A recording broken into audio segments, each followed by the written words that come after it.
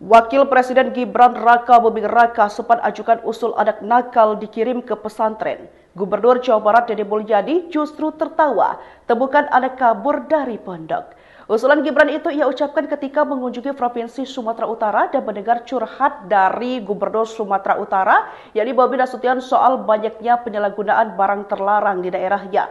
Dikutip dari Kompas TV, Jumat 16 Mei 2025. Menanggapi curhatan Bobi, Wapres Gibran menyarankan agar Pemprov Sumatera Utara bisa menggandeng pondok pesantren di bawah naungan PUI dalam upaya pembinaan anak-anak muda.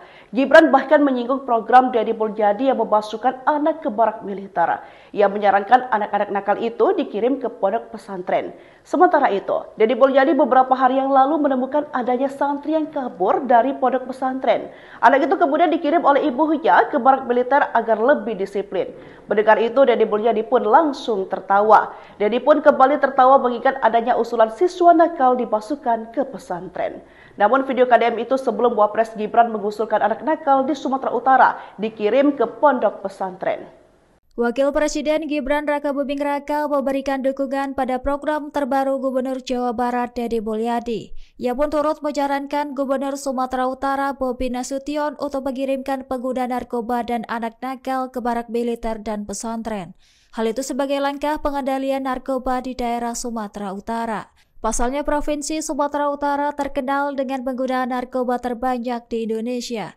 Curhatan itu disampaikan Bobi ke Gibran saat penutupan Muktamar Persatuan Umat Islam di kantor Gubernur Sumatera Utara pada Kamis 15 Mei 2025.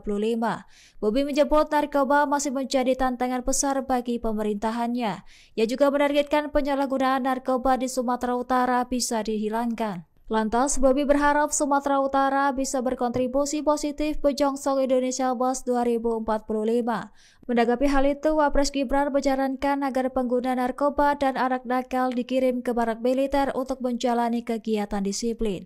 Selain itu, Gibran juga mengusulkan agar mereka dikirim ke pesantren sebagai tempat pembinaan. Bahkan Gibran mencontohkan program serupa yang telah berjalan di Jawa Barat.